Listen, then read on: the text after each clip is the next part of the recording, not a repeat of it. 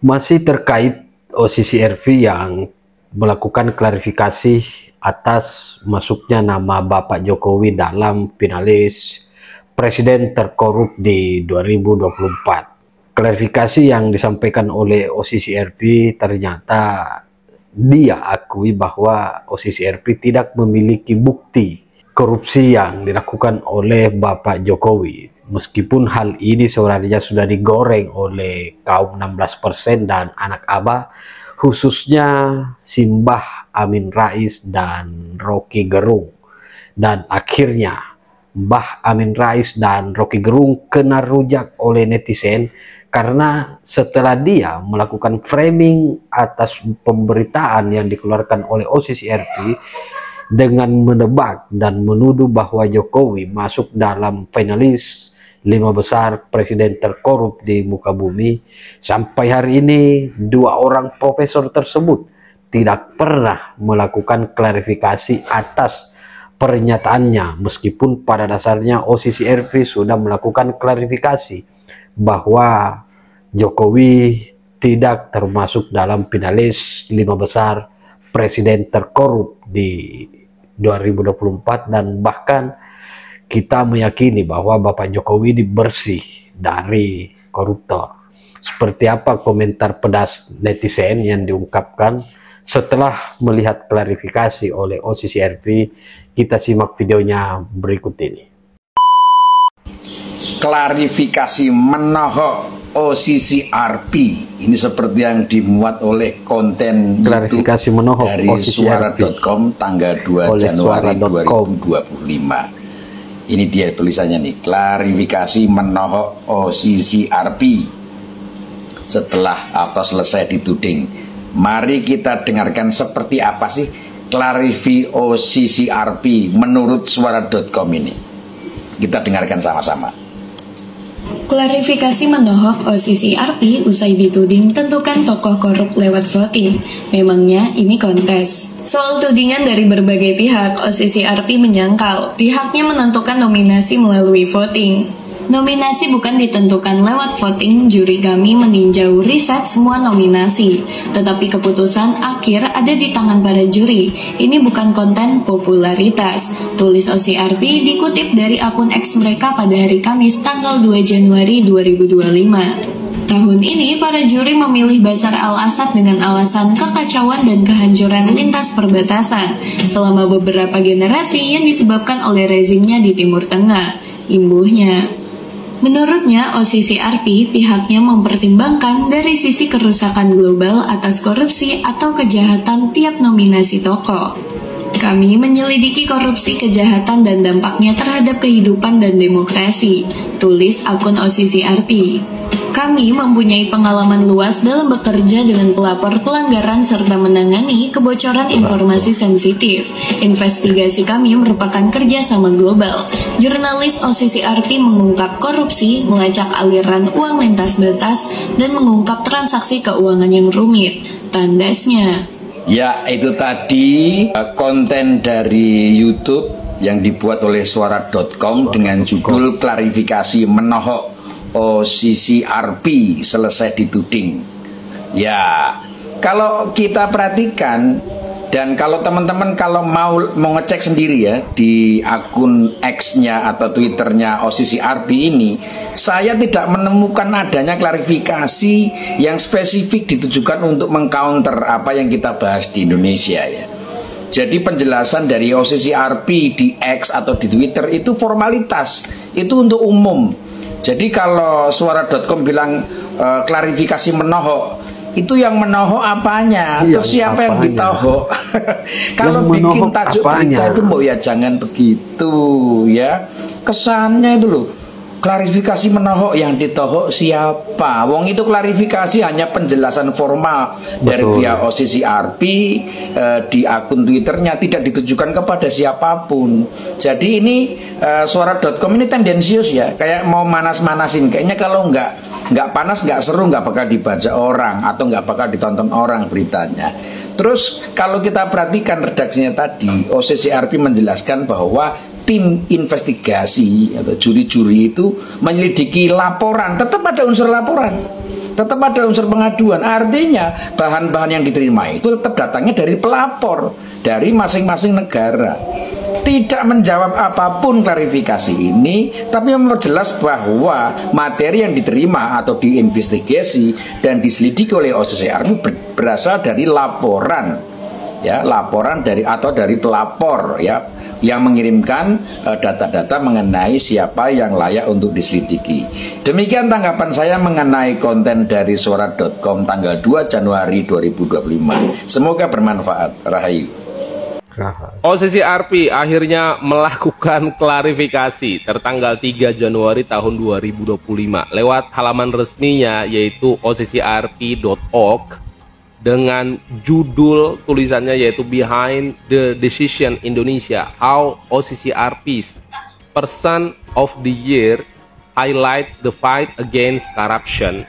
Melalui halamannya tersebut, OCCRP melakukan setidaknya ada dua hal yang harusnya kita underline dan kita garis bawahi. Pertama, OCCRP menyatakan bahwa OCCRP had no control over who has nominated, bahwa dia tidak mengontrol atau berlepas diri terhadap nama-nama nominasi yang muncul, karena ini berdasarkan penjaringan netizen yang dia lakukan. Meskipun ada yang bilang bahwa setelah ini kemudian dia dilakukan lagi penilaian lewat para pakar gitu ya, pakar jurnalistik, lalu kemudian pakar civil society, para profesor mungkin, para profesor hukum dan seterusnya begitu. Tapi setidaknya OCCRP mengatakan bahwa dia berlepas diri terhadap ini. Kenapa nominasinya itu muncul dari netizen itu sendiri?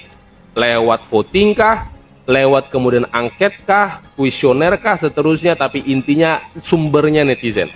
Yang kedua, OCCRP mengatakan OCCRP has no evidence that Jokowi engaged in corruption for personal financial gain during his presidensi. Jadi OCCRP tidak memiliki bukti apapun terhadap keterlibatan siapa saja sebenarnya selain daripada Jokowi yang masuk di dalam nominasi tersebut begitu. Jadi dia nggak punya bukti apapun. Kenapa? Ya wajar, karena memang OCCRP bukanlah lembaga hukum yang layak untuk menginterogasi, layak untuk melakukan peradilan dan seterusnya, sehingga dia tidak punya wewenang untuk itu.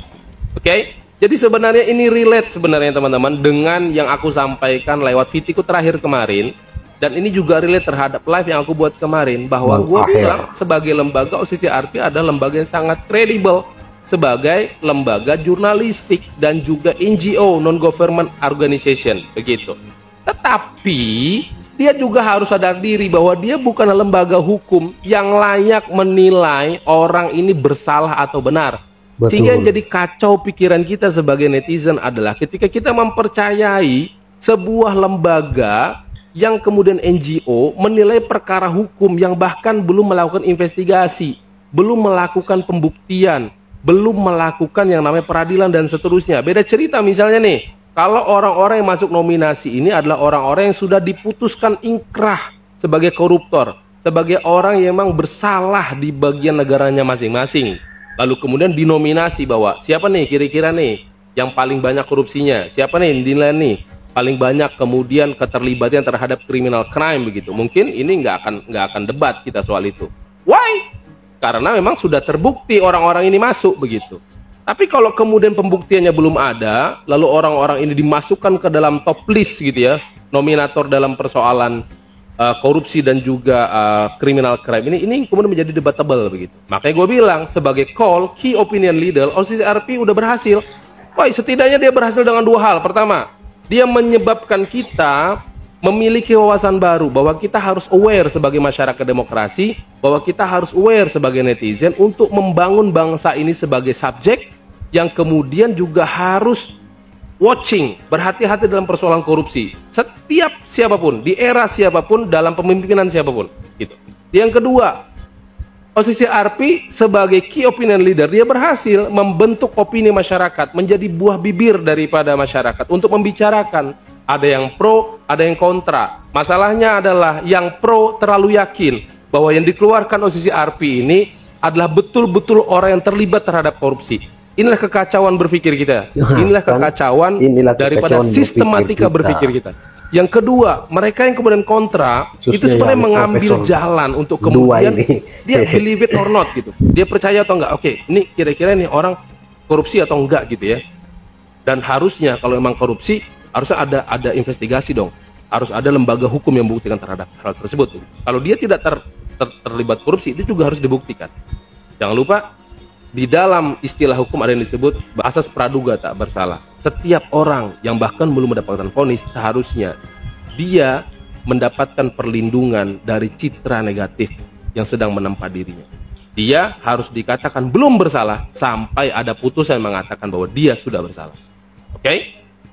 Jadi clear guys ya. OCCRP hanya mengatakan bahwa ya ini kan nominasi aja. Berbeda dengan Ballon d'Or yang hari ini juga mendapatkan kritikan tajam daripada Cristiano Ronaldo sebagai salah satu the greatest of all time pemain sepak bola di dunia hari ini yang mengatakan bahwa Ballon d'Or sudah tidak objektif.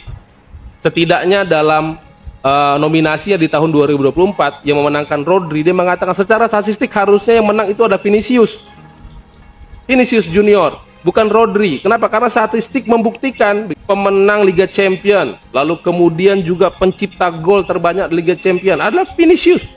Harusnya mendapatkan predikat pemain terbaik di dunia hari ini adalah Vinicius melalui Ballon d'Or. Tapi kenapa Rodri? Lagi-lagi penilaian itu subjektif gitu. Dan itu disampaikan oleh Ronaldo di depan halayak ramai, di depan insan sepak bola yang ada di Globe Soccer Award di Dubai. Oke? OCCRP, lembaga yang sangat kredibel, tidak ada bedanya dengan Ballon d'Or. Tapi dua-duanya secara pengambilan keputusan dalam persoalan metodologi ilmiahnya masih harus dipertanyakan. Kenapa? Masih harus Karena menyebutkan dipertanyakan orang sebagai ahli korupsi, sebagai ahli criminal crime hanya melalui pendapat netizen yang kemudian dikaji oleh berbagai ahli yang kita juga nggak tahu, jangan-jangan ahlinya juga nggak netral.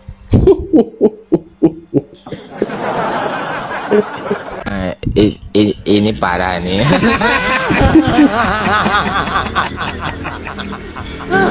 Tenang. OCCRP akui tak punya bukti Jokowi korupsi. OCCRP akui Jokowi.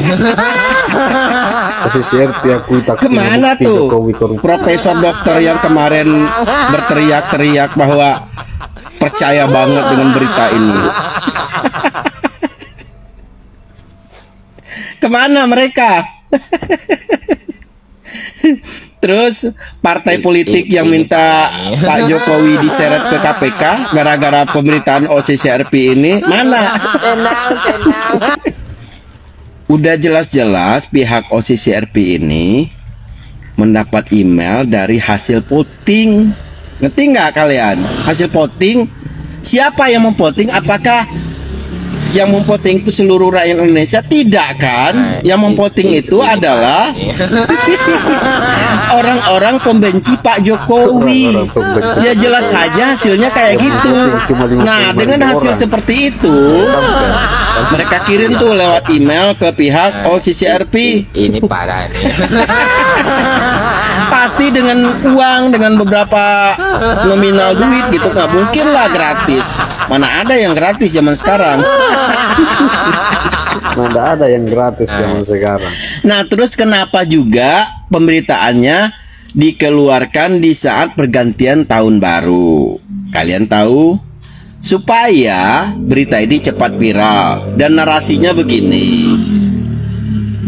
Seakan-akan Pak Jokowi mendapat kado di tahun baru, ya kan, di tahun baru 2025, yaitu berupa orang terkorupsi nomor 2 sedunia.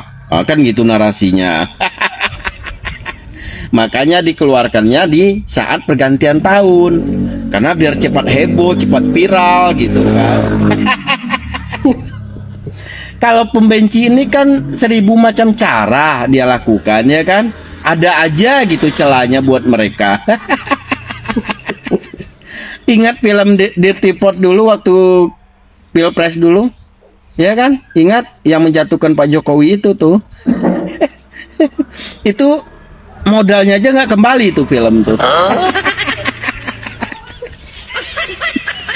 Aduh kalian mau aja dibego-begoin gitu ya.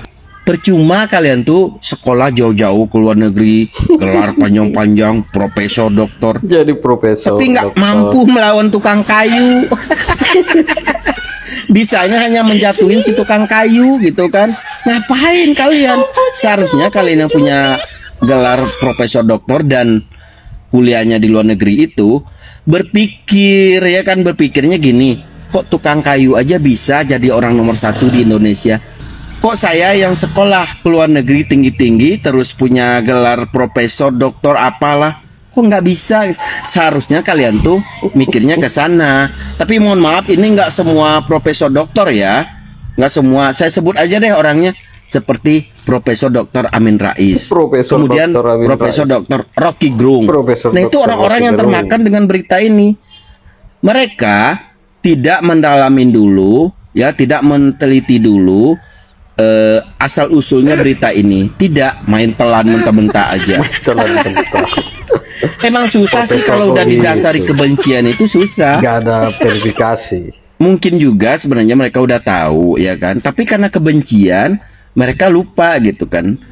Bodoh amat lah gitu, mau asli mau enggak, kayak berita yang jelas ada pemberitaan jelek tentang Pak Jokowi, nah dia benarkan gitu aja dia.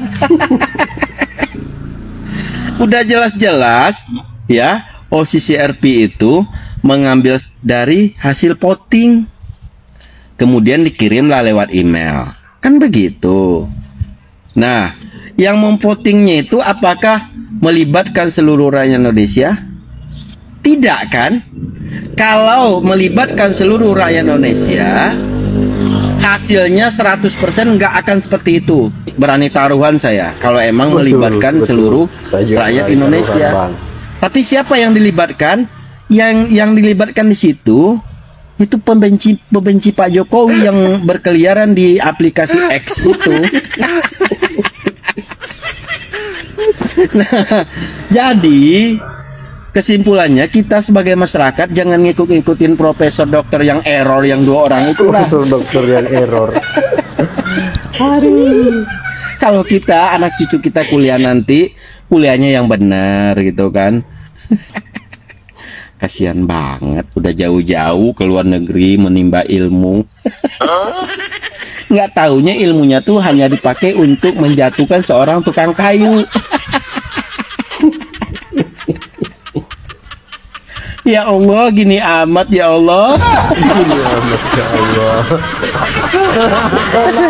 Begitu juga pengamat-pengamat yang percaya dengan pemberitaan ini.